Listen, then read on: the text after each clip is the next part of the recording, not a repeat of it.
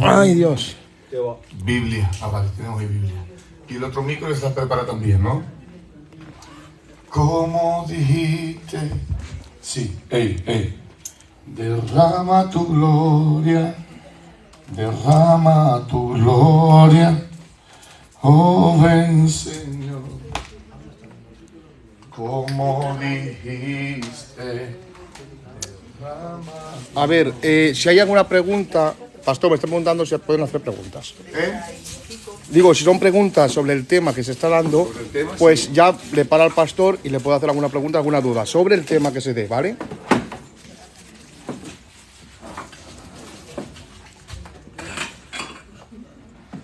Esa es la segunda clase del tema de Cristología, lo que vamos a dar. Venga, hecho, venid por aquí que necesitamos empezar, porfa. Sí, hijo, sí, ya son las 7. Sí.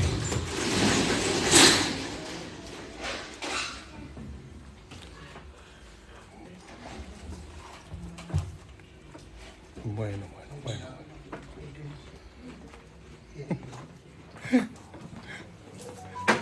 Hemos empezado. Muy bien. Más que los cultos se comentan, ¿no? Nos vamos. ¿Y esta pues no está? Así que Déjame empezar, 100 personas están conectadas. Claro. Por eso no puede faltar. se conectan más en el culto. Se conecta más aquí que en el culto. Sí.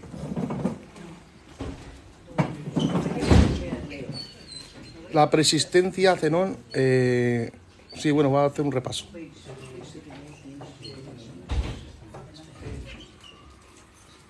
Bien.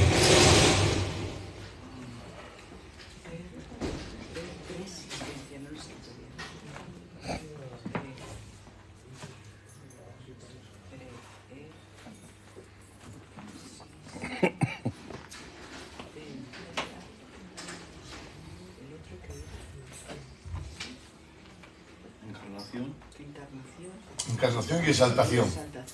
Es que las hojas se me... La iglesia está situada Bien, en vamos a dar comienzo Churdinaja, a Bilbao. nuestra segunda clase de Cristología. Como siempre, pues eso, tratamos el tema con dinamismo, con plasticidad y de una forma que todos podamos intervenir, como lo venimos haciendo desde hace algunos meses, ¿vale? Y me gustaría, pues eso, la intención es que diariamente pues podamos encontrar que lo que estamos hablando nos identificamos y que nos sentimos, que entendemos lo que estamos hablando. Porque de nada vale que yo repita aquí cosas sin sentido si no logramos hacernos entender. Para nuestra satisfacción personal, tengo que deciros que en las últimas fechas he estado en varios sitios, en Santander, en Benidorm, en Valencia, en Alicante y en algunos que otros sitios, y me dicen que nos siguen todos los lunes. Hay un montón de gente en todos sitios que nos siguen. O sea, ¿a cuántas personas hay ahora mismo Ahora con nosotros? Casi 100, 89. 89 personas. Pero que ¿vale? se conectan 200, 300. Y nos dicen eso, que les agrada mucho la forma en la que encontramos el dinamismo y que lo hacemos prácticamente casi que pedagógico, ¿vale? Más que enseñar, lo que hacemos es pedagogía con la escritura y intentar, por lo que hacía nuestro Señor Jesús, salvando las diferencias evidentes que hay entre Él y yo, pues de que todo el mundo lo entendiese, ¿vale? Un repaso rápido, ¿vale? A Cristología. Cuando hablamos de Cristología invertimos mucho tiempo la semana pasada intentando hacer entender algo que parece que es simple pero que no lo era. Y llegamos a una conclusión de que cuando hablábamos de Cristo, hablábamos de la segunda persona de la deidad tomando cuerpo, ¿vale? Cuando hablamos de Cristo, hablamos de la segunda persona de la deidad encarnada. Esa sería la definición más exhaustiva que hay cuando hablamos de Cristo. La segunda persona de la deidad encarnada, ¿vale? ¿Por qué? Porque nosotros dijimos, que lo veremos más adelante en el engendramiento o en la encarnación, de que el cuerpo de Cristo sí tenía origen, pero la persona que habitaba en Cristo no tenía origen, porque la persona era divina. O sea, Dios no tiene origen, ¿vale? La segunda persona de la deidad no tiene origen porque es Dios. Comparte todos los atributos, toda la misma esencia con el Padre y con el Espíritu Santo. La segunda persona de la deidad que es Dios, no tiene origen, no tiene principio. Pero el habitáculo o el cuerpo que usó esa segunda persona sí tenía origen, ¿vale? Entonces tenemos que saber diferenciar cuando hablamos de la segunda persona de la deidad como Dios, que no tenía origen, y diferenciar de la segunda persona de la deidad encarnada, que es Cristo. Cristo sí tiene origen, la persona que habita en Cristo no tenía origen, que era una persona divina. Y esto es muy importante que lo entendamos porque parecen cosas simples, pero no lo son. Cuando queremos, evidentemente, cuando queremos hilar fino a la hora de hablar de teología, a la hora de hablar de cristología, en este caso. Tenemos que tener un vocabulario cuanto más escritural mejor. Y cuanto más se acerque a lo que la doctrina y la Biblia enseña, muchísimo mejor. Dijimos que al igual que estuvimos estudiando la persona del Espíritu Santo, en Cristo se encontraban también todos los atributos, todas las prerrogativas que pudiera haber en el Padre, se encontraban en la misma manera en Cristo. No hay nada en el Padre y en el Espíritu Santo que no esté también en Cristo. Pero no es que estuviese en menor medida, en ninguna manera. En la misma medida que estaban los atributos en el Padre, así también estaban en Cristo. Cristo no era un Dios menor, Cristo no era un ser especial, Cristo era Dios, que ya llegaremos más adelante cuando nos acerquemos a argumentar la deidad de Cristo. ¿Alguien sabría decirme qué corriente, entre otras muchas, era la que enseñaba de que Cristo era un Dios menor? Lo dijimos. El arrianismo. El arrianismo era una corriente que fue generado por Arriano, de ahí el silogismo, arrianismo. Es que este señor decía de que Cristo sí, que Cristo era un Dios, pero que era un Dios menor, que era un hombre especial, que era un hombre, no era humano, era infrahumano, era una cosa superior a cualquier hombre, pero que era inferior a Dios, era un Dios menor. Y nosotros pues decíamos que no, cuando lleguemos a argumentar y a dilucidar acerca de la deidad de Cristo, aunque evidentemente ya estamos enseñando de que Cristo era Dios también con la preexistencia, pero llegará un momento en que lo hablemos de una forma más explícita, cuando encontremos que la Biblia nos enseña categóricamente que Cristo era Dios. Y en estas estábamos cuando dijimos de que íbamos a dividir la cristología en dos grandes columnas. Las dos grandes columnas eran la persona y la obra de Cristo, ¿vale? Y dentro de la persona de Cristo, ¿vale?, íbamos a sacar tres ramas, tres ramificaciones que hablarían de preexistencia, de encarnación y de exaltación. Dividíamos la cristología en dos grandes columnas: persona de Cristo y obra de Cristo. Dentro de la persona de Cristo salían tres ramificaciones de las que hablaban preexistencia, encarnación y exaltación. Para hablar de la preexistencia estuvimos utilizando varios textos que enseñaban y los cotejábamos unos con los otros y podíamos ver de que como el Jehová del Antiguo Testamento era el Cristo del Nuevo Testamento. Vamos a hacer un repaso rápido, vamos a dedicarle 5 minutos a recordar la clase de la semana pasada y luego entramos a cosas nuevas, ¿vale? Vengan conmigo a Isaías 40, verso 3. ¿Quién tiene Isaías 40, verso 3? Y Malaquías 3, 1. Isaías 40, verso 3. Lo recordamos aquí. Verso 3. Y Malaquías. Tengo Isaías. Pues venga, léelo, cariño mío. Voz que clama en el desierto, preparad camino a Jehová, enderezad calzada en la soledad a nuestro Dios. Muy bien. Isaías anuncia de que hay un personaje que va a preparar el camino. ¿A quién dice? A Jehová. No perdáis nunca la cita.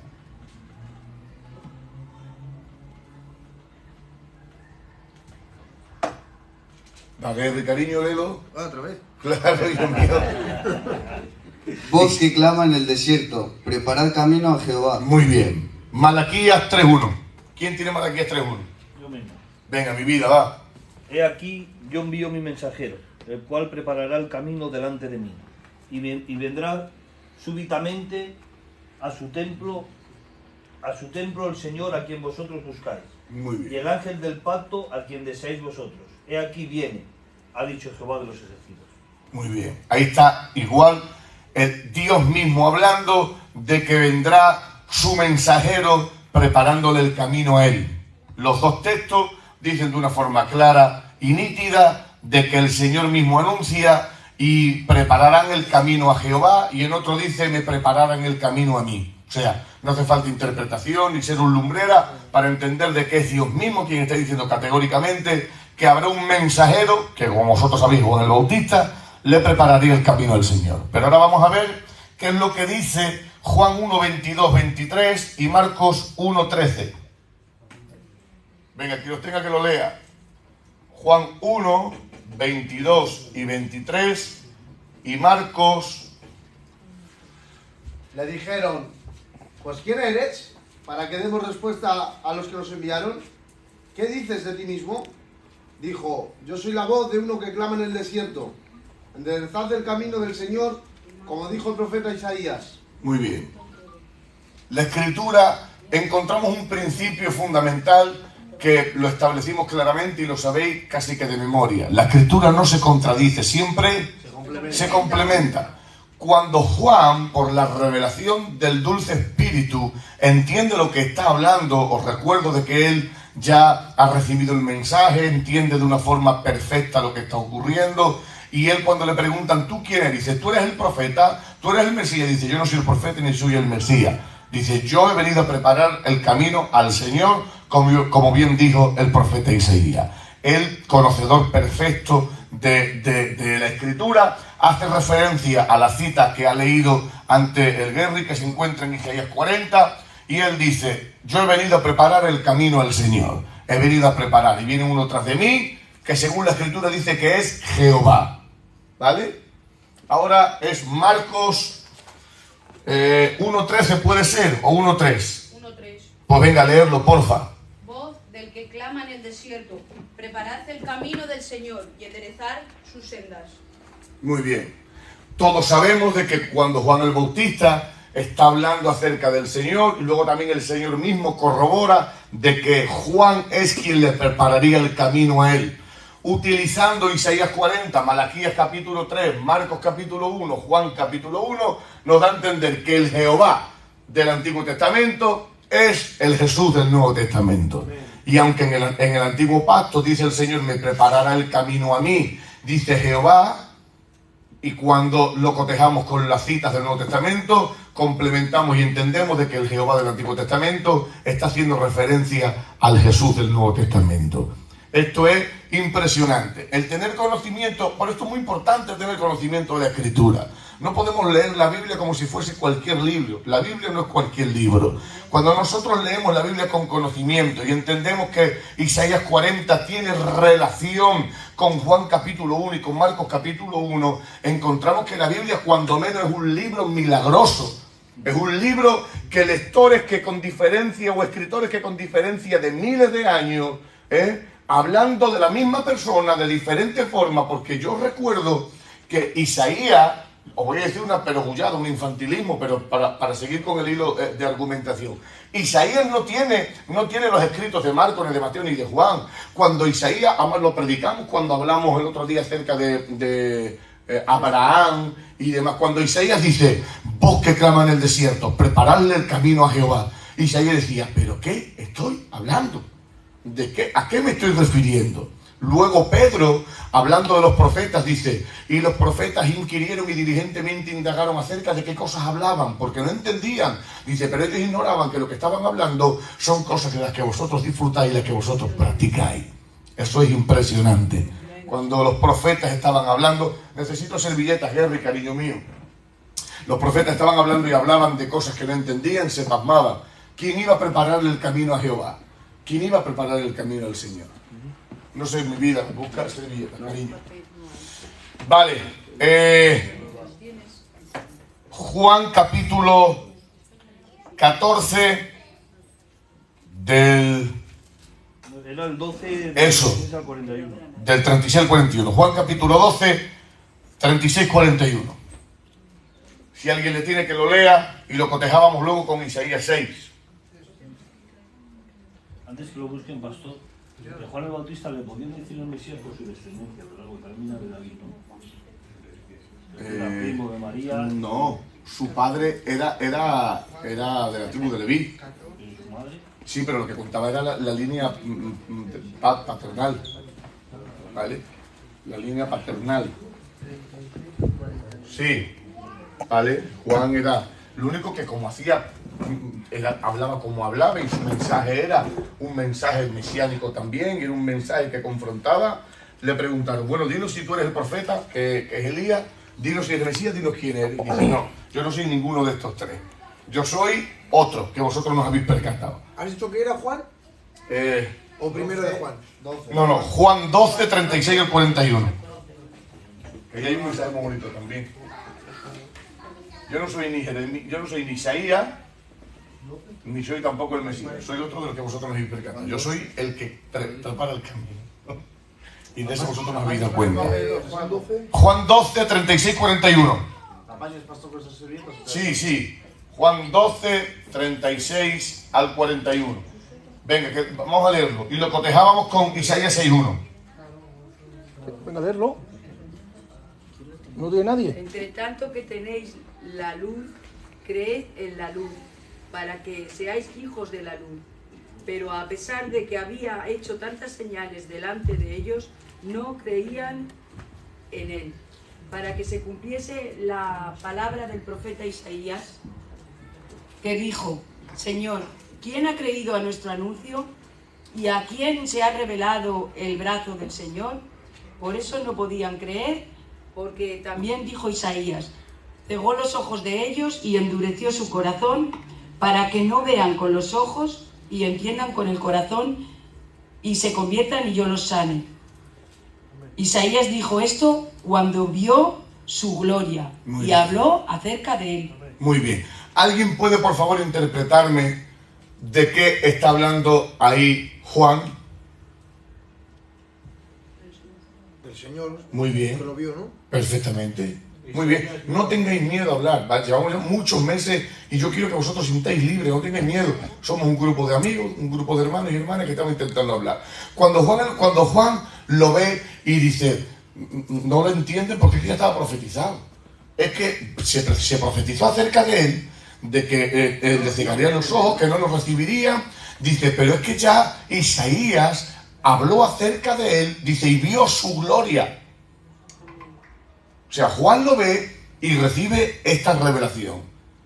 Juan tuvo que experimentar cosas impresionantes. Juan fue algo fuera de lo normal. Pero ahora vamos a ver cómo Juan dice de que Isaías habla de él y habla de que vio su gloria, pero ahora vamos a ver qué dice Isaías capítulo 6, verso 1. Venga, quien lo tenga que lo lea. En el año que murió el rey Uzías, yo vi al Señor sentado en un trono, alto y sublime, y sus faldas llenaban el templo. Muy bien. Si leéis todos los textos siguientes al capítulo 6, lo que está hablando es precisamente de lo que habla Juan, y les cegará los ojos y el entendimiento para que no crean y para que no vean. Sigue leyendo unos versículos más, por favor, sigue leyendo unos versículos.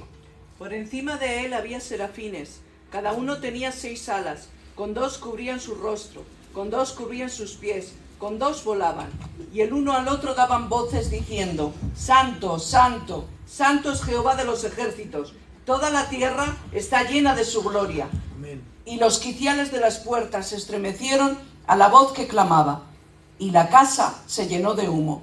Entonces dije: ay de mí, que soy muerto. Sí, señor. Porque siendo hombre inmundo de labios, y habiendo en medio del pueblo, y habitando en medio del pueblo, que tiene labios inmundos, han visto mis ojos al Rey, Jehová de los ejércitos. Perfecto. Pero sin embargo ahora Juan hace alusión a esta visión y eso lo interpreta en función de Cristo. Pero sin embargo Isaías dice que a quien ve es al Señor Jehová.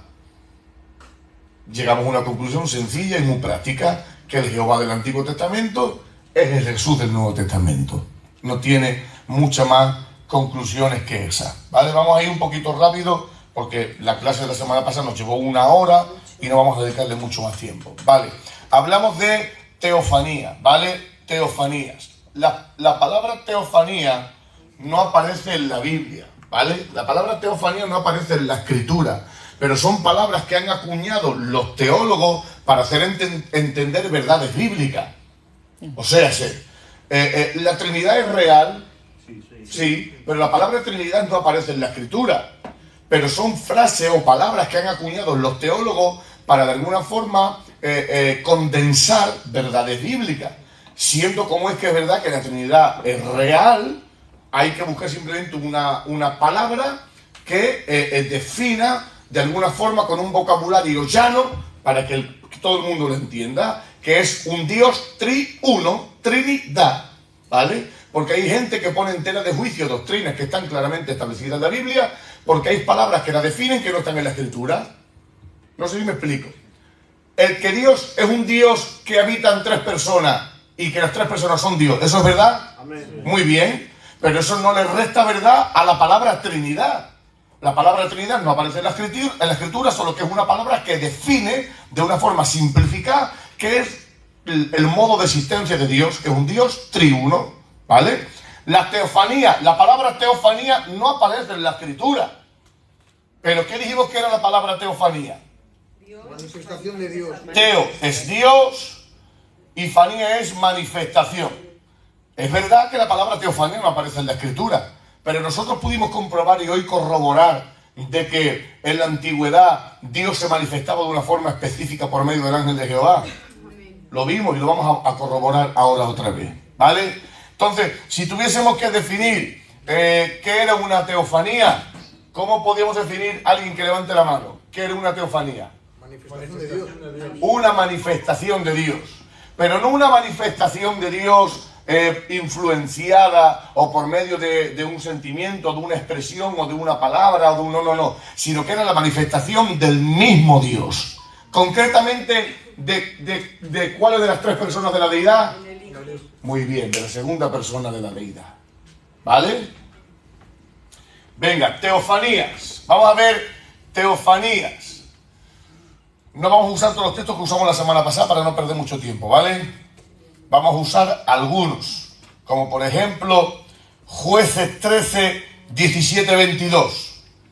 Jueces 13, 17, 22. Quien los tenga que los lea. Y vamos a usar también Josué 5, 13, 15, que creo que esos son los más explícitos. Josué 5, 13, 15. Y ahora ya pasamos a cosas nuevas de las que vamos a estudiar, ¿vale?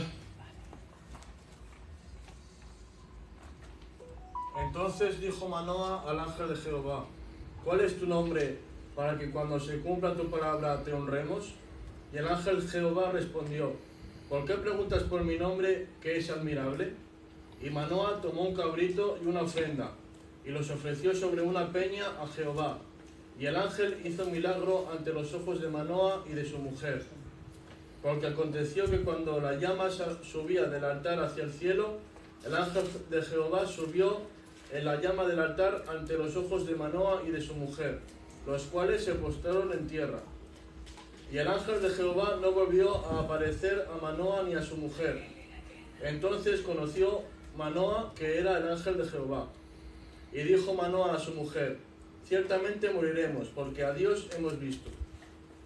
Yo creo que quien no quiere entender aquí que el ángel de Jehová, según Manoa y según las personas que estaban con él, que entendieron con un conocimiento exhaustivo de quién era Dios y quién no era Dios, si hay algo que un judío llevaba de una forma rigurosa y de una forma apasionada, era el no rendirse a otros dioses, el no adorar a otra cosa o a otro ser que no fuese Dios.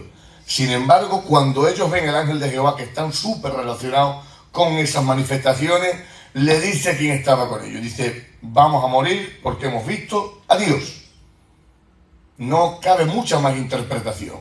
Y luego no solamente su confesión, sino su postura a la hora de entender con quién estaba hablando. ¿Alguien podría decirme qué es lo que hace cuando él entiende que es el ángel de Jehová el que está visitándolo? Lo ha dicho. Se postró y adoró. O sea, se postra y adora y luego confiesa que el ángel de Jehová dice, hemos visto a Dios. ¿Vale? Josué 5, 13, 15. Estando Josué cerca de Jericó, alzó sus ojos y vio un varón que estaba delante de él, el cual tenía una espada desenvainada en su mano. Y Josué, yendo hacia él, le dijo, ¿eres tú de los nuestros o de nuestros enemigos? Él respondió, no temas, como príncipe del ejército de Jehová he venido ahora. Entonces Josué, postrándose sobre su rostro en tierra, le adoró y le dijo, ¿qué dice mi señor a su siervo? Y el príncipe del ejército de Jehová respondió a Josué, quita el calzado de tus pies, porque el lugar donde estás es santo. Y Josué así lo hizo. Hay textos que necesitan de interpretación, como por ejemplo, no sé, cuando Jesús dice, antes que Abraham fuese, yo soy.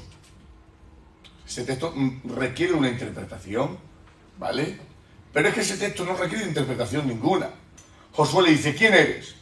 ¿Eres de los nuestros o en contra? Le dice, no, yo he venido de parte de los ejércitos del Señor como príncipe.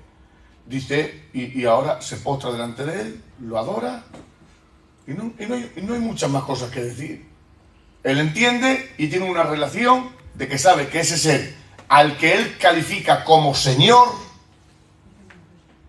le dice Señor y lo adora.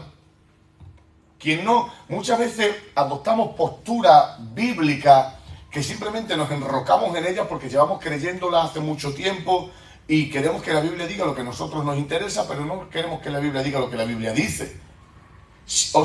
Un consejo muy importante para todos aquellos que yo sé que leéis la Biblia. Cuando vayáis a leer la Biblia, ir sin anteojos preconcebidos. Usted no vaya a leer la Biblia con lo que dice mi pastor, ni con lo que dice mi dominación, ni con lo que se dice en mi iglesia. No, usted vaya a leer la Biblia sin anteojos preconcebidos. Porque si usted va a la Biblia con anteojos ya preconcebidos, nunca va a aprender nada. Siempre va a decir lo que la gente dice. Y usted tiene que escuchar y respetar a todo el mundo, pero tener una perspectiva y una visión personal de lo que dice la Biblia. ¿Vale? Y tampoco vaya a la Biblia creyendo que la Biblia ya no puede enseñarle nada. No, yo sé lo que la Biblia dice acerca de la resurrección, yo sé lo que la Biblia dice acerca del arrebatamiento, y yo sé lo que la Biblia dice acerca de la predestinación. Pues si usted ya que lo que dice la Biblia acerca de esas cosas, pues no lea más. Yo, con toda la humildad de Dios que pueda tener, y me conocéis ya, que sabéis que tengo muchos defectos, pero entre ellos no cuenta el que sea presuntuoso, llevo estudiando la Biblia como 30 años y cada vez que me acerco a la Biblia aprendo cosas nuevas. Y hay cosas que yo daba por hecho hace 10 años que hoy no las creo, o las creo de otra forma. Las he perfeccionado, he quitado, he pulido, porque uno no puede creer que ya sabe todo de la Biblia. Porque en el momento en el que crea que ya sabe todo de la Biblia, deje de leer la Biblia. Siempre hay que ir a la Biblia sin perjuicio, sin ideas preconcebidas. Vale. Otra actividad. Hemos visto que había una actividad de la persistencia que eran teofanías, ¿vale? Otra actividad de la persistencia es creación. Vamos a ver cómo... ¿Eso ya es nuevo? Sí, vamos a ver cómo la segunda persona de la deidad tuvo una actividad directa en la creación.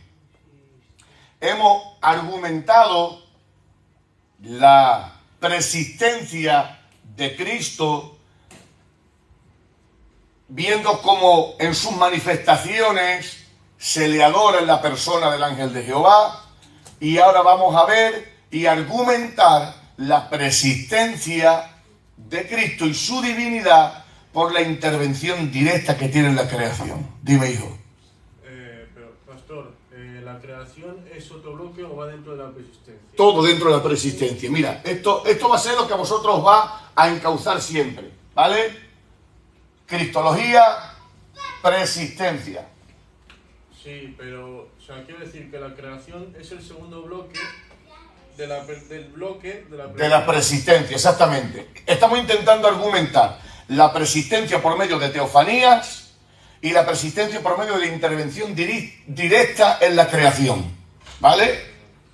Es muy importante, por esto siempre yo dejo arriba estos epítetos para que vosotros tengáis un hilo conductor que de alguna forma amalgama todo, ¿vale? Creación. Vamos a ver cómo la intervención directa de la segunda persona de la deidad.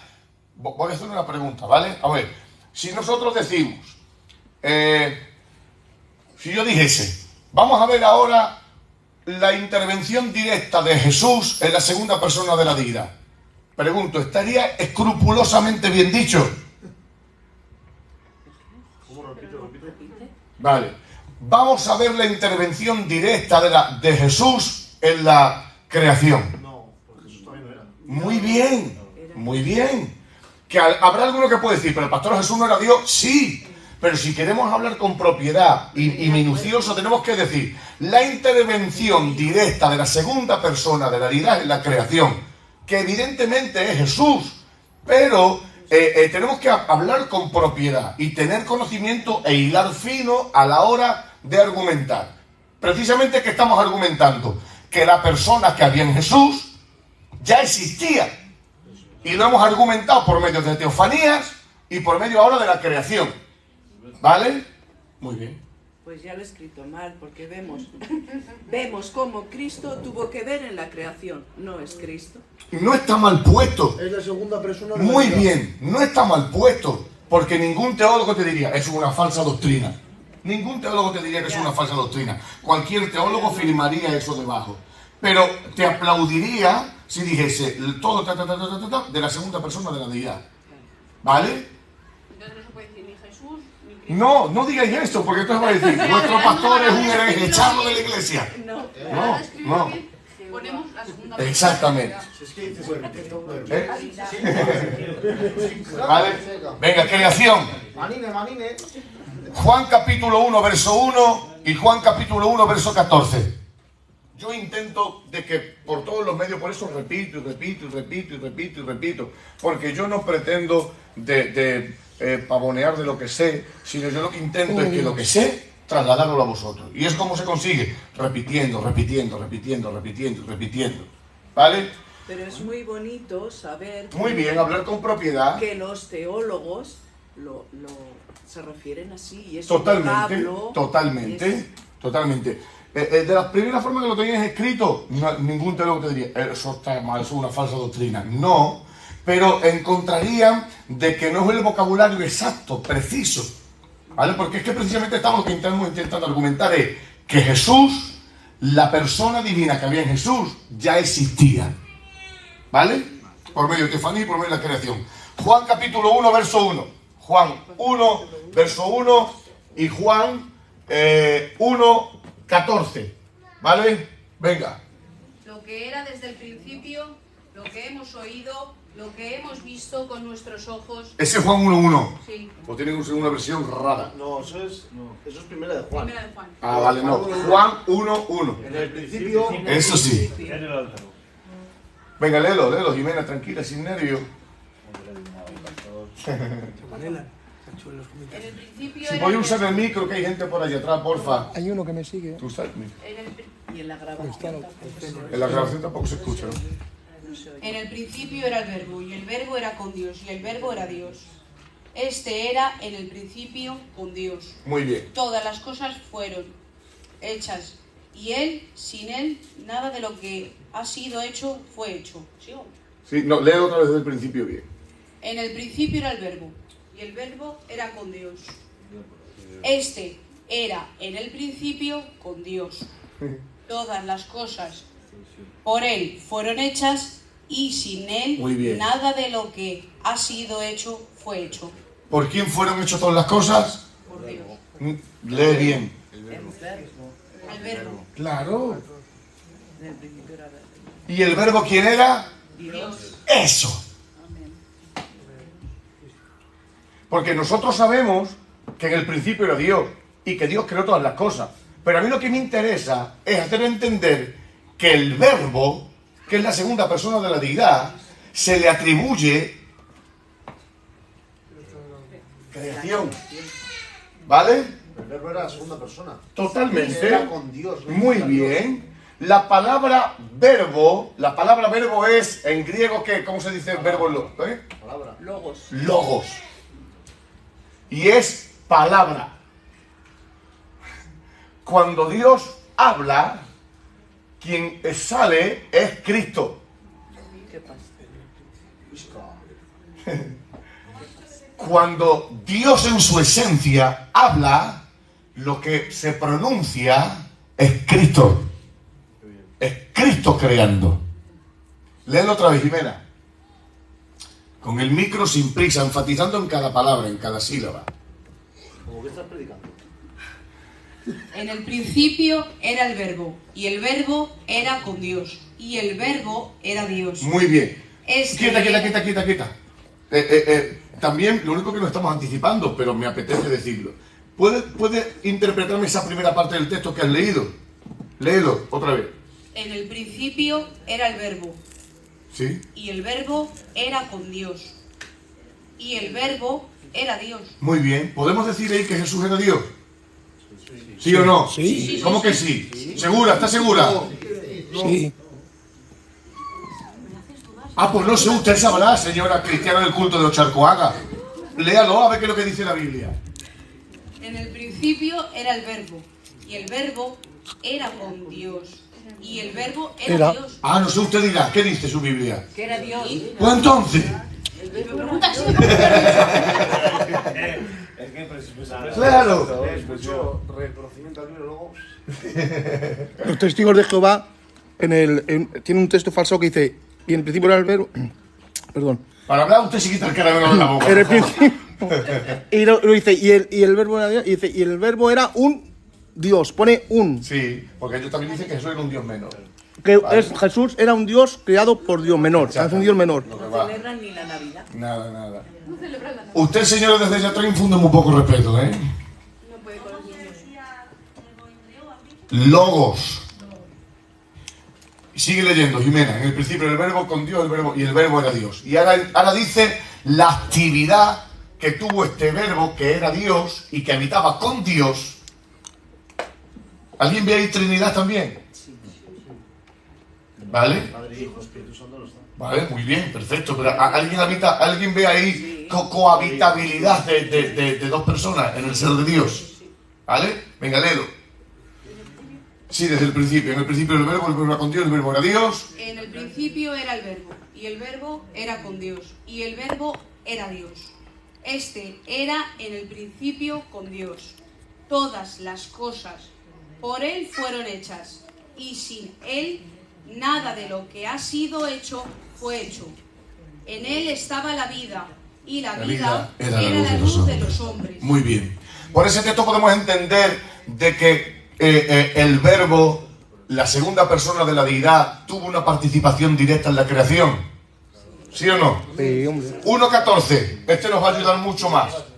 Juan 1.14, venga. Y aquel verbo fue hecho carne, y habitó entre nosotros, y vimos su gloria, gloria como del unigénito del Padre, lleno de gracia y de verdad.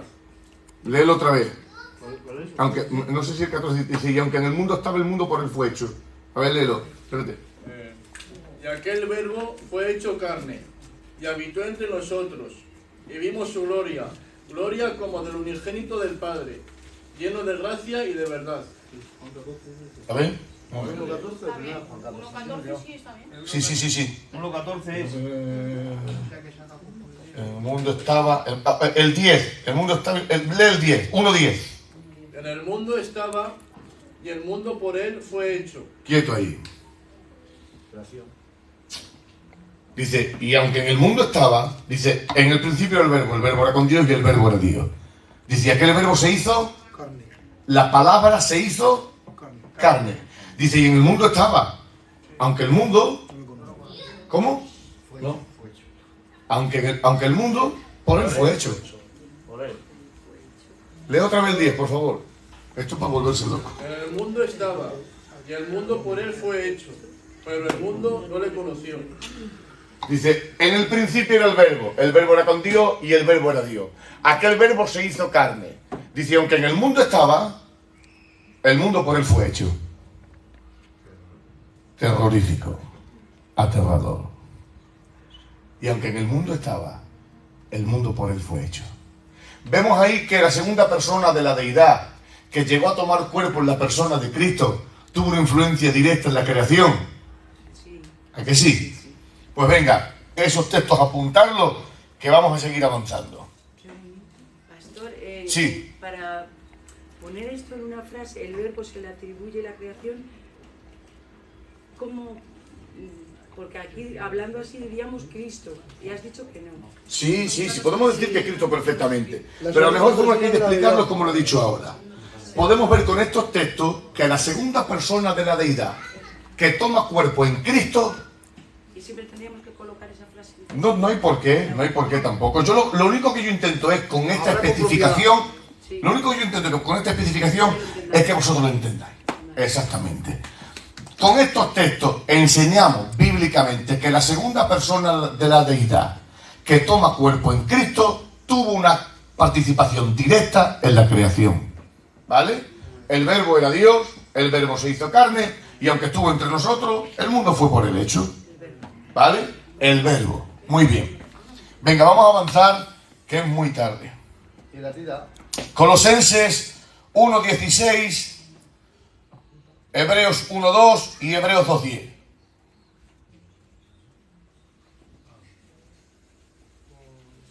Porque en él fueron creadas todas las cosas, las que hay en los cielos y las que hay en la tierra, visibles e invisibles, sean tronos, sean dominios, sean principados, sean potestades, todo fue creado por medio de él y para él. Muy bien. Creo que es 1:6, sí. 16. A 16, vale. ¿El otro? Colosenses 1:16, Hebreos 1:2 y Hebreos 2:10. Estos los dimos el otro día. Sí. Hebreos 1:2 y 2:10. Venga. Quien lo tenga que lo lea, porfa. Y si puede ser con el micro, mejor.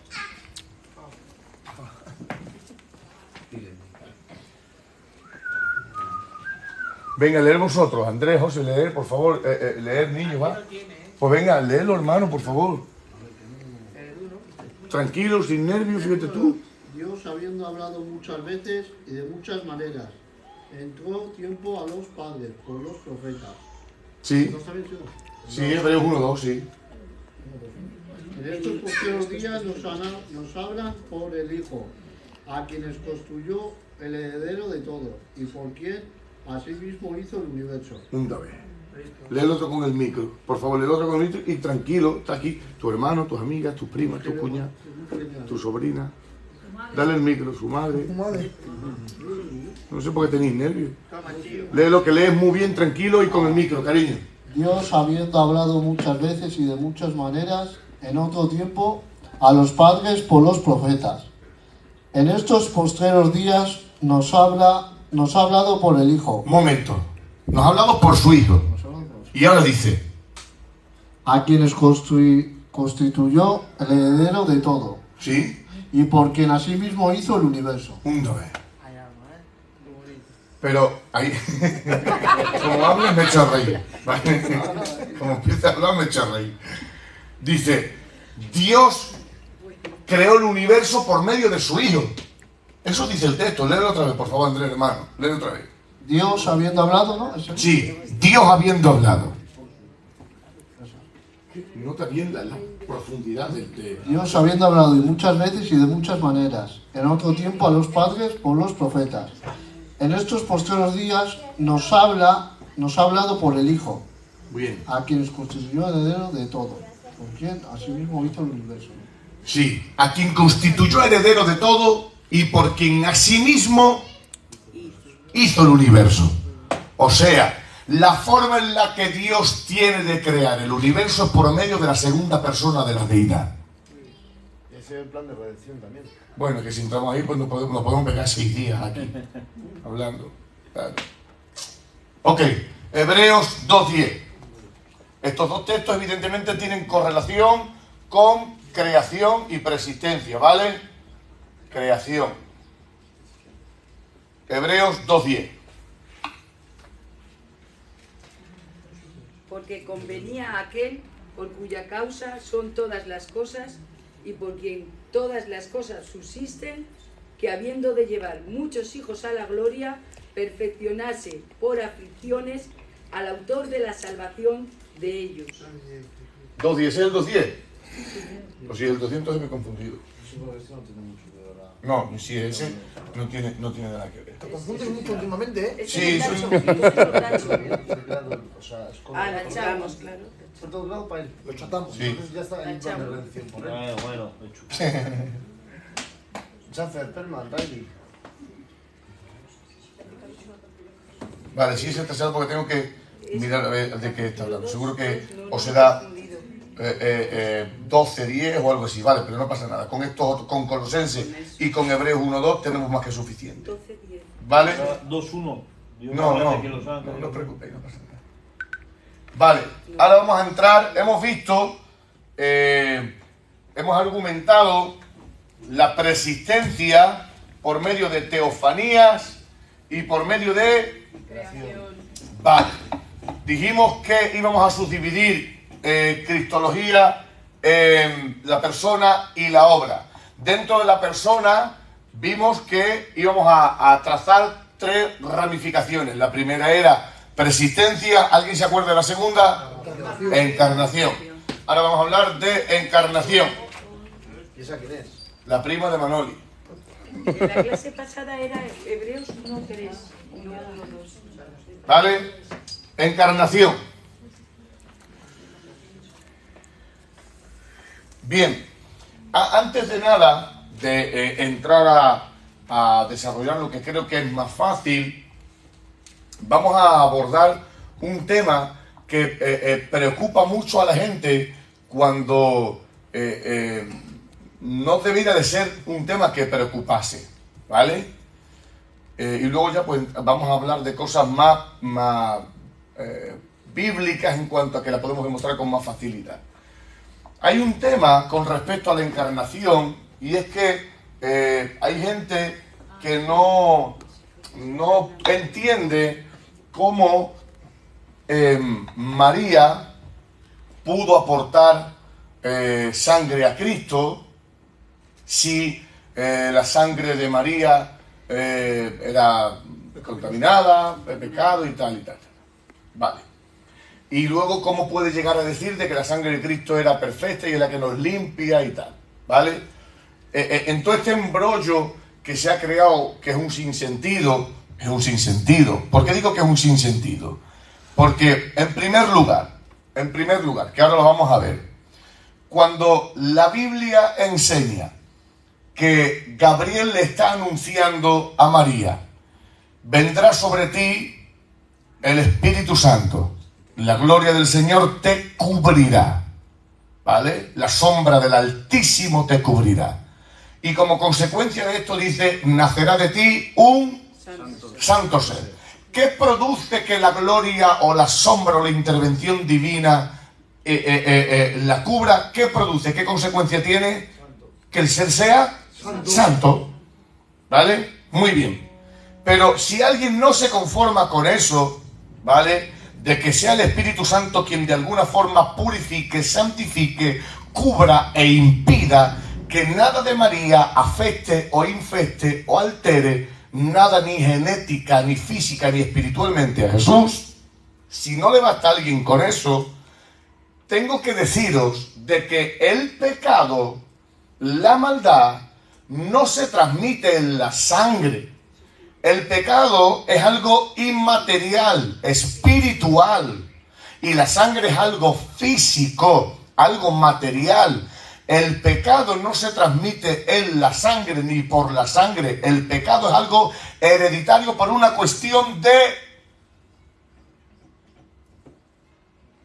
una ley. El Señor le dice a Adán, si pecas ciertamente morirás. Si el Señor le dice a Adán, si pecas ciertamente o si tomas del fruto prohibido, ciertamente morirás. Y la Biblia dice de que por cuanto todos pecamos en Adán. Todos pecamos en Adán. Aunque no tomásemos del fruto prohibido, todos pecamos en Adán. Si la Biblia enseña de que aunque nosotros no tomamos del fruto prohibido, se nos imputa el pecado de Adán, si Adán hubiese recorrido el camino de obediencia que Dios le propuso, en vez de condenarnos, ¿qué hubiese conseguido Adán? Bendecirnos, todos los que hubiésemos salido de sus lomos. En vez de nacer en condenación, hubiésemos nacido en bendición y en una relación íntima y estrecha que Dios hubiese establecido con el hombre y todo el género humano por medio de la bendición de ese hombre en que Dios puso como cabeza federal para representar a toda la humanidad. Con lo cual, nosotros no recibimos el pecado cuando nuestra madre o nuestros padres nos transfieren en la sangre o en la genética. El pecado nosotros lo recibimos por una cuestión legal, por una cuestión de ley. Así como la muerte no es un espíritu, la muerte es una ley. El hombre no muere porque la gente con esa boca grande esa que representan Hollywood y las películas, con una guadaña y con una de eso negra, y viene y dice, voy a matar a este. No, la muerte no tiene autoridad ni tiene voluntad. La muerte es una ley establecida por Dios. Dice, está establecido que el hombre muera y después el juicio. La muerte es una ley. El pecado es una ley. El pecado es una ley que no se transmite en la sangre. Por eso, y luego hay otra cosa también que es obvia. Jesús, cuando hablamos de que Él nos limpia con su sangre, o que fuimos salvos por su sangre, evidentemente, y yo sé que esto muchos se van a rasgar las vestiduras, pero es así. La sangre de Jesús, me van a echar de la iglesia ahora, yo sé que me van a echar, pero la sangre de Jesús en sí no tiene poder para limpiar. ¿Qué es lo que limpia en sí? Pues de que la sangre de ese cordero que ha sido sacrificado, muy bien, no había pecado, que Jesús no había pecado. Nosotros podemos ser justificados, santificados en Cristo, porque en Él no había pecado. Y esa sangre que se está derramando es una sangre inocente. Hay alguno que se le está quedando una cara como diciendo, pastor, nos vamos a los mormones, que si te ponen a hablar esto. La sangre de Jesús no tiene... Muy bien, Jesús, la sangre en sí no tiene poder para limpiar. No tiene poder para sanar ni para justificar. Lo que justifica, salva, perdona y restituye es que Jesús fue tentado en todo y no se ha hecho pecado en Él. Por eso no atribuyan a la sangre ni perjuicios a la hora de que hubiese venido por María, porque en caso de que hubiese venido algún perjuicio con María, fue solventado por medio de la intervención divina de Dios. Y si eso no hubiese sido solventado con eso, que no hubiese bastado el que el santo ser que nació sin pecado, tampoco podemos decir de que la sangre de Jesús no puede ser santa porque viene de parte de María y la sangre y el pecado se transmite por la sangre. En ninguna manera. El pecado no se transmite por la sangre, el pecado se transmite de padre a hijo por una cuestión de ley. ¿Vale? ¿Ha quedado claro eso? Si no ha quedado claro, lo explicamos otra vez. Vale, pues vamos a hablar de la encarnación. La encarnación la podemos definir como el hecho por el cual afirmamos que el verbo persistente, ¿ves? De alguna forma va todo engranado, va todo... y evidentemente hemos elegido hablar de persistencia, encarnación y exaltación porque ese es el orden cronológico en el que aparece en la Escritura. La encarnación la podemos definir de esta forma. El hecho por el cual afirmamos que el verbo persistente de Dios se hizo carne. O sea, asumió una naturaleza humana. El verbo de Dios que existió desde siempre asumió una naturaleza humana. Permitidme la vulgaridad y la jocosidad, pero para que ustedes lo entiendan. Si Dios se hubiese, yo sé que va a hacer daño al oído, pero si Dios se hubiese encarnado en un oso, pues hubiese asumido naturaleza de oso. Y él hubiese sido siendo Dios, solo que se hubiese encarnado en un oso. Como se encarnó en un hombre, pues asumió una naturaleza humana. Pero la persona ya existía desde siempre. Lo que Jesús asume no es persona, es naturaleza.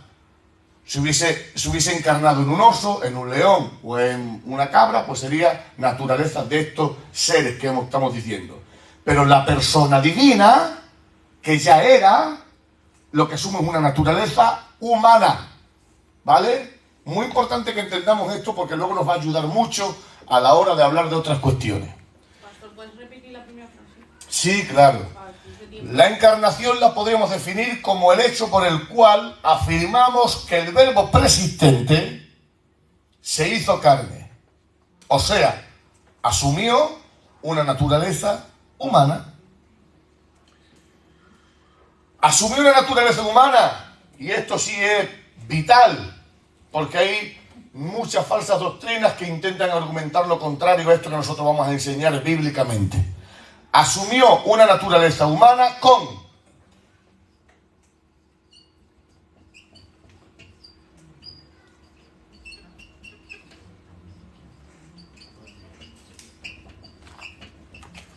¿vale? Dos personas, una voluntad, ¿no? No, dos personas, no. ¿Cómo era entonces eso? Una persona, dos voluntades. Hay que tener mucha delicadeza a la hora de hablar de eso. Una persona, dos voluntades. La voluntad divina y la voluntad humana. Pero cuando lleguemos a eso, pues nos pegaremos como 10 días hablando de eso. Porque eso es precioso. Cuerpo, alma y espíritu. ¿Dos voluntades?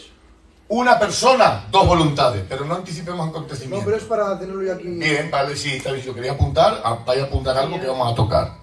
¿Qué hora es tú? Que yo me pongo a hablar y yo entro al bus. Las 8. Las 8. Pues tenemos 10 minutos más. Sí, 10 minutos. Dice el Nata que no y acaba de llegar. Media hora más. Cuerpo, alma o espíritu.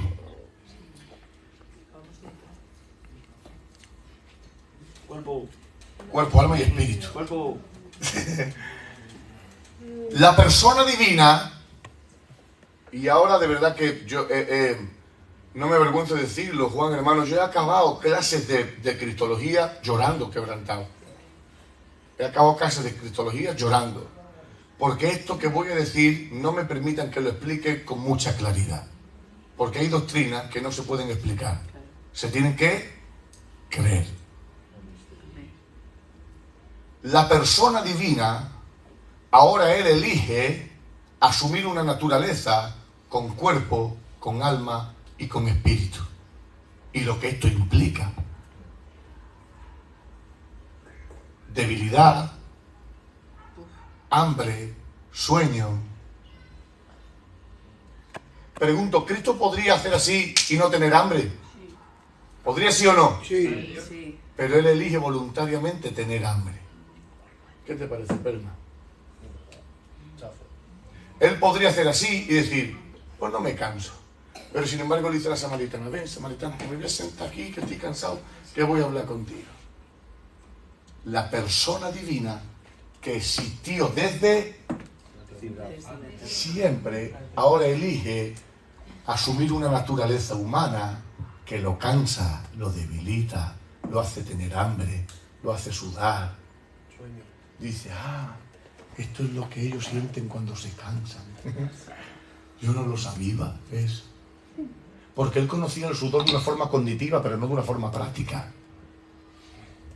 Él ha creado un sistema nervioso, el sistema inmunitario, el riego sanguíneo, ha creado el cerebro a la perfección, pero él nunca se ha cansado, porque él ha existido desde siempre.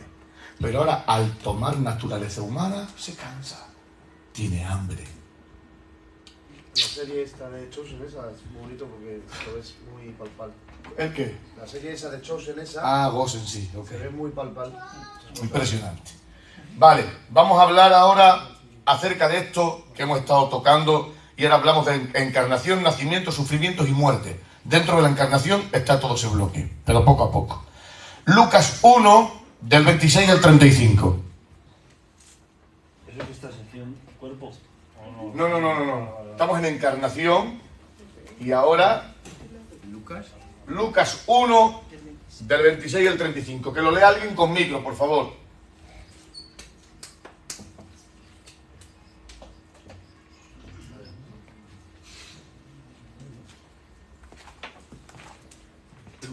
¿Qué es eso? Lucas. Lucas 1, del 27 al 35. ¿Lo leo yo? Sí, venga, pero con micro, por favor, con micro. O voz alta.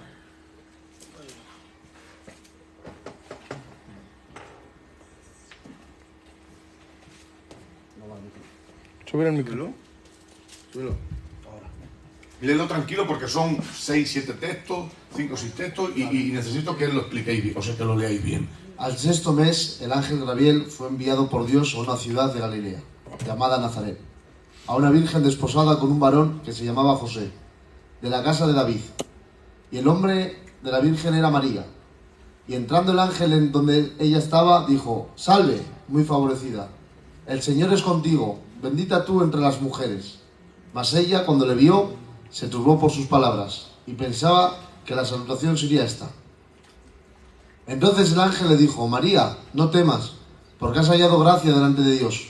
Y ahora concebirás en tu vientre y darás a luz un hijo, y llamarás su nombre Jesús.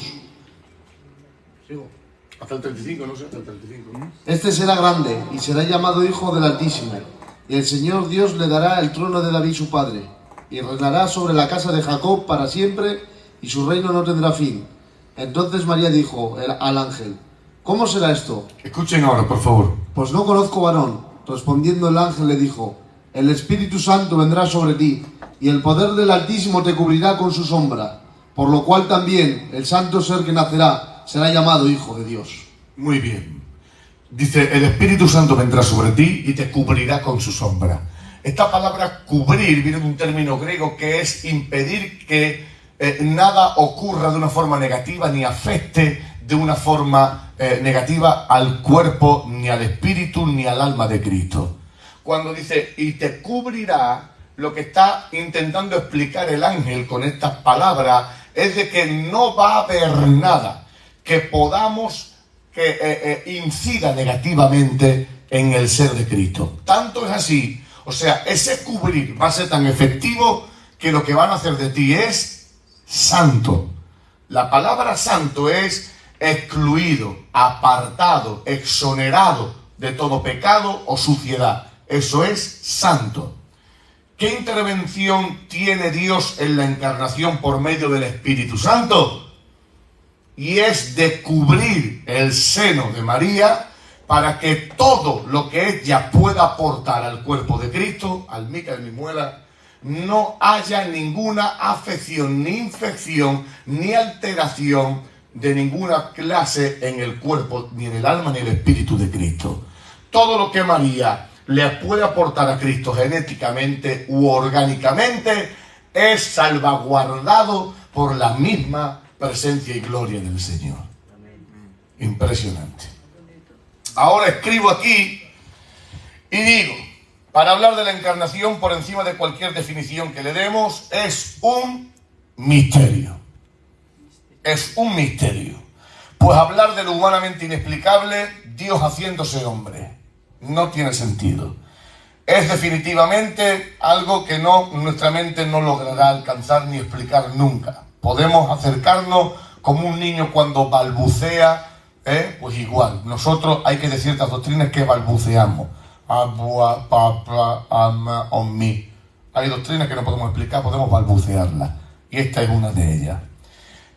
Para poder argumentar de que Cristo tenía cuerpo, alma y espíritu, vamos a tomar el que tenía cuerpo es una obviedad, porque el cuerpo de Cristo no puede tener contradicción ni apelación contra ninguna, pero sí vamos a ver el alma y el espíritu de Cristo. Mateo capítulo 26, verso 38. Quien le tenga, que le lea, por favor. Ahora estamos argumentando el que Cristo asumió naturaleza humana. ¿Por qué hacemos hincapié en que Cristo tenía cuerpo, alma y espíritu? Exactamente. Exactamente. ¿Qué te has dado, pastor? Sí, ahora mismo, cariño. Mateo 26, 38. Mateo 26, 38. Alma. Mi alma está muy triste, hasta la muerte. Quedaos aquí y velad conmigo. Es el mismo Cristo el que está diciendo que mi alma está angustiada hasta la muerte. No cabe ni la menor duda, de que el bien amado de nuestras almas, Él atribuye a su cuerpo que tiene un alma. ¿Vale? Mateo 26, 38. Espíritu. ¿Eh? No, hablando con Jesús. Ah, vale. Espíritu. Lucas 23, 46 y Juan 11, 33. Este que has dado es del alma, ¿no? Y el otro y ahora el del espíritu. Sí. Lucas 23, 46 y Juan 11, 33. Quien los tenga que los vaya leyendo, por favor. Juan 11, 33 y Lucas 23, 46. Entonces Jesús, clamando a gran voz, dijo: Padre, en tus manos encomiendo mi espíritu. Muy Y bien. habiendo dicho esto, expiró. Muy bien. Cristo vuelve a hacer uso del conocimiento que tiene de su ser y Él encomienda su espíritu a su Padre. Horas antes les ha dicho, días antes les ha dicho a sus discípulos que su alma estaba entristecida hasta la muerte. Jesús sabía perfectamente, como no podía ser de otra forma, dónde habitaban sus sentimientos y dónde habitaba de alguna forma la vida. Jesús dice: mi alma está angustiada hasta la muerte. ¿Alguien se acuerda de que dónde habitaban los sentimientos en el hombre? En el alma. ¿Os acordáis de antropología? ¿Vale? En el alma estaban los sentimientos, los pensamientos y la voluntad.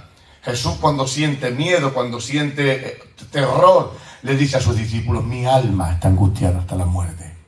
Pero sin embargo, ahora en la cruz, para entregar la vida, le dice al Padre: en tus manos encomiendo mi espíritu. Juan 11:33 creo que es. Léelo, por favor.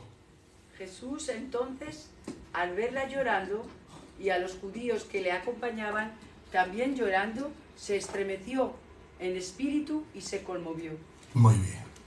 Estos dos textos demuestran de que Jesús tenía espíritu, como cualquier otro cuerpo humano. Y el texto anterior demuestra de que Jesús tenía alma. ¿Por qué he dicho que necesitamos argumentar de que Jesús tenía un cuerpo semejante al nuestro?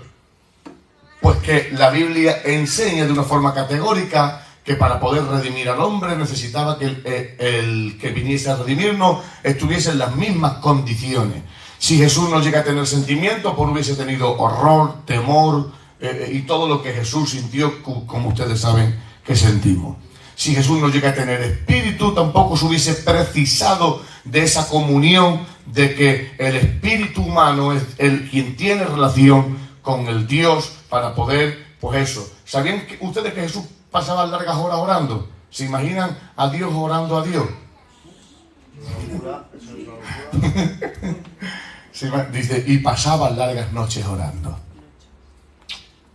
Pero sin embargo, él necesitaba nacer como hombre, vivir como hombre y morir como hombre. Pero yo siempre me he preguntado en esas oraciones, claro, ¿cómo sería? O sea, una conversación directa. ¿Qué tal estás? Bien. ¿Tú qué tal? Bien. Tal. O sea, respondiéndose de verdad. Bien, parece una vulgaridad, pero no lo es. Parece una vulgaridad, pero no lo es. Pero Jesús, Padre, ¿qué tal voy? ¿Voy bien? Jesús no podría dirigirse al Padre desde su divinidad. Claro, Porque es que es una contraproducencia, es un sinsentido. Es un sinsentido. Claro. Porque es que eso de que el Padre se dirige al Hijo, el Hijo se dirige al Padre, no puede hacerse nunca desde la divinidad. Se tiene que hacer desde la humanidad. Cristo tiene que dirigirse al Padre como hombre. Y Él tiene que hablar como hombre. Sí. Dice que mientras él crecía, él aprendía. Totalmente. Totalmente. Y eso, la Biblia no elige las palabras que las elige de una forma escrupulosa porque no, la Biblia las elige de una forma, pues eso, y se encarga de hacerlo entender Lucas, que además Lucas, médico científico, escrupuloso eligiendo sus palabras, dice, y él crecía y se fortalecía y crecía en sabiduría y era aceptado delante de Dios y delante de los hombres. No se puede comprender, no se puede entender. Y como no se puede entender, por lo que hay que hacer es asumirlo. Esta doctrina, no ahora, cuando lleguemos más adelante, habrá muchas más cosas, os prometo, de verdad, y no soy profeta, que acabaremos quebrantados llorando al ver cómo la persona divina asume esta naturaleza humana con las consecuencias que esto implica. Cuando entremos en la tentación y en los sufrimientos y en lo que Cristo ganó para nosotros, vamos a querer morirnos, ¿vale? Hemos argumentado el alma y el espíritu de Cristo. Ahora vamos a hablar de algo en relación a esto también, de que para poder seguir hablando de la persona de Cristo. Bien, esta naturaleza humana que hemos visto con el cuerpo, con el alma y con el espíritu, por la obra del Espíritu Santo que asume en María, ¿vale? La une, ¿vale? Escuchad bien, por favor, verás. Un segundo. Y ahora vamos a utilizar un término muy doctrinal, muy teológico. La persona divina.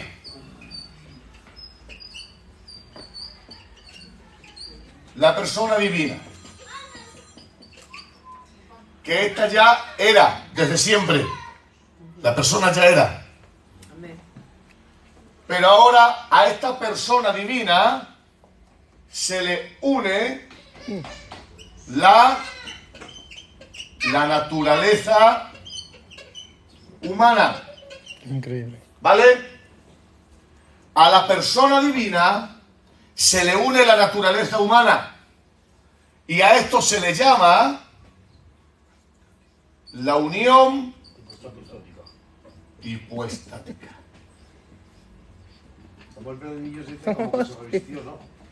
Ahora vamos a explicar eso. ¿Qué le pasa? Tamagotchi. Esto necesitamos entenderlo bien y no vamos a avanzar hasta que no entendamos bien eso.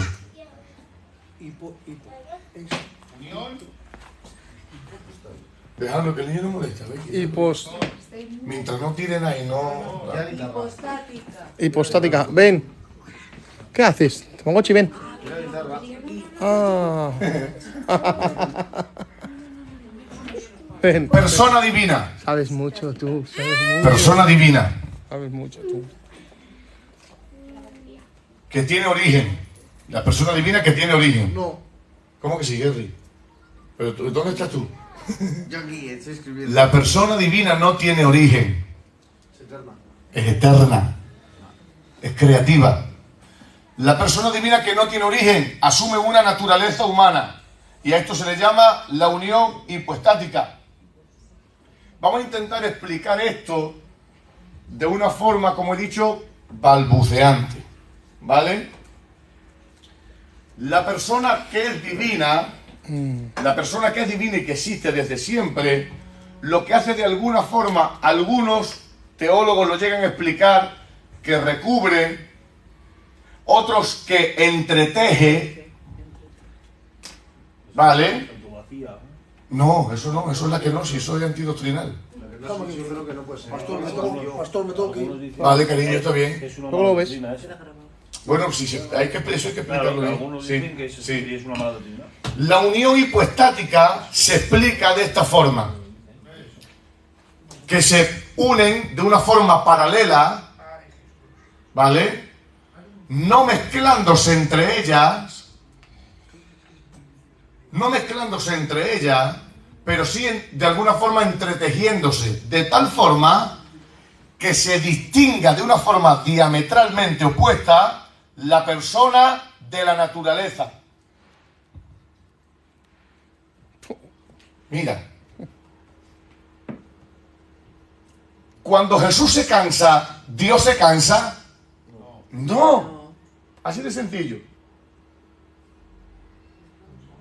Cuando Jesús se cansa, Dios no se cansa. Lo que se cansa es la naturaleza humana.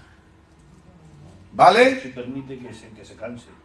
¿Cómo que se permite que se canse? A la naturaleza humana no hay que permitirle que se canse. No, pero quiero decir, él como humano se cansa y como divinidad deja que eso ocurra.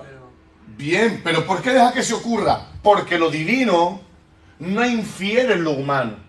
Es que era 100% Dios, 100% Sí, hombre. pero quedando establecido esa verdad bíblica, tenemos que entender de que la naturaleza divina que se amalgama a la persona, o sea, la naturaleza humana que se amalgama a la persona divina, nunca influye de una forma negativa en la persona. Quien se cansa, quien tiene hambre, es la naturaleza humana que la persona divina asume. ¿Vale? Las dos caminan paralelas, las dos caminan juntas. Hay algunos que llegan a decir que hasta como que se entreteje, solapándose una a la otra, pero nunca una influye a la otra, ni la otra influye a la una. ¿Por qué? Porque si dijésemos que Dios se cansa cuando la naturaleza humana se cansa, tendríamos que decir que Dios ha dejado de ser Dios. Si la naturaleza divina incide en la naturaleza humana, teníamos que decir que Jesús no se podía cansar. Lo magnífico de todo esto es de que la persona divina asume voluntariamente una naturaleza humana, y aunque la naturaleza divina no llega a ser influenciada negativamente por la naturaleza humana, evidentemente, cuando Cristo se cansa, Dios que habita en Cristo no se cansa, pero sigue habitando en él. Corintios explica esto de una forma impresionante, de una forma que vuelve loco a los escritores. Dice, y Dios estaba en Cristo muriendo en la cruz. Dios muere, Dios puede morir. No, pero sin embargo Corintios dice, y Dios estaba con Cristo muriendo en la cruz. Impresionante. De las mejores formas teológicas que yo he escuchado para poder explicar cómo Dios puede habitar en un cuerpo que está muriendo, pero Dios no muere. ¿Entendemos eso? La naturaleza divina no influye en la naturaleza humana, pero la naturaleza humana tampoco incide negativamente en la naturaleza divina. Porque si decimos que la naturaleza humana incide negativamente en la persona divina, tendremos que decir que Dios se cansa, que Dios tiene hambre y que Dios suda, y eso no. Como así tampoco podemos decir que la persona divina incide positivamente en la naturaleza humana. ¿Por qué? Porque si la persona divina hubiese incidido en la naturaleza humana, pues Cristo sería un superhombre, y eso es una falsa doctrina. Cristo sería un superhombre que no se cansa, un superhombre que no tiene hambre, pero la persona divina, aunque asume naturaleza humana, se cansa, suda y tiene hambre. ¿Vale? Sinceramente, no puedo explicarlo mejor de otra forma. Llevo explicándolo esto así como 20 años y no tengo otra forma de explicarlo. La naturaleza humana no incide negativamente en la persona divina, pero la persona divina tampoco incide positivamente en la naturaleza humana, a tal punto de que, y esto sí os va a ayudar mucho, a tal punto de que Jesús puede ver a un hombre y decirle, tus pecados te son perdonados, pero tras decir esto se cansa, se siente y se cansa. Esa sí os ha valido, ¿vale? Esa os tiene que valer. Si no, pues llamáis a otro que lo explique mejor. Él puede perdonar pecados, pero a la misma vez poderse cansar. Hace uso de su persona divina para perdonar pecado, pero la naturaleza humana le hace que se canse. ¿Vale? ¿Lo hemos entendido? ¿Vale? Tenemos que saber diferenciar entre persona y naturaleza. La persona ya era, la naturaleza la asume. ¿Lo entendemos? De verdad que no hay público como vosotros. La persona ya era, la naturaleza la asume. ¿Y esto cómo se llama? Unión hipostática. ¿Vale? Si queréis lo dejamos hasta aquí, ¿vale? Yo creo que ya está el pastor, Perdona, lo último era la persona. La persona ya era, la naturaleza la asume. ¿Ok? Venga, vale. Pasamos un servicio de ofrenda, venga. Que me dicen que no pasamos ofrenda, dicen que os tengo muy consentido. Jesús, lo dejas grabado. Sí, luego lo subo, sí. Luego lo subo al canal. La persona ya era, la naturaleza la asume. Grande es el misterio de la piedad. Dile que eche el TikTok. Buenísimo. Grande es el misterio de la piedad. ¿Cuántos milagros hizo Jesús? ¿Cuántos milagros hizo Jesús desde la persona divina? Ninguno. Todos. Dame €1, muchacho, porque ¿por qué tú? Pero a ver. Ninguno. Ninguno, mientras estaba en el cuerpo, Más entendido con gestos. Perfecto.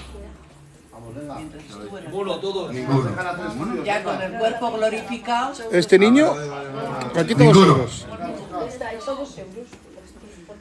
Jesús no hizo ningún milagro desde la persona divina.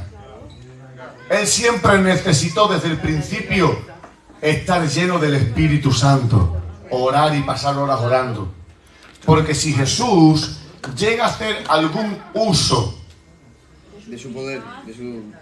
de su Vale. parte divina. hubiese quedado invalidado. Si hay alguna pregunta, lo podéis hacer ahora. Jesús no hace nunca ningún milagro desde su persona divina. Todo, levantar a Lázaro, los demonios, parar tal. Lo único que hace uso, como Dios, ¿qué es? Perdonar pecados. Lo único que Él, cuando Él actúa como Dios, es perdonando pecados. Luego todo lo demás lo hace porque estaba lleno del el poder del Espíritu Santo. ¿Vale? El texto que has dicho antes, pastor, que has dicho antes, De Corintios. ¿dónde está? Ese que has dicho tú de Segunda Jesús. Corintios, espérate, te lo digo. El que has dicho tú que Dios estaba muriendo con Jesús. Dios estaba con Cristo cuando estaba muriendo en la cruz. Dime, porque es que lo están preguntando aquí. Ahora mismo se lo digo. Y así como queda clavado, pues...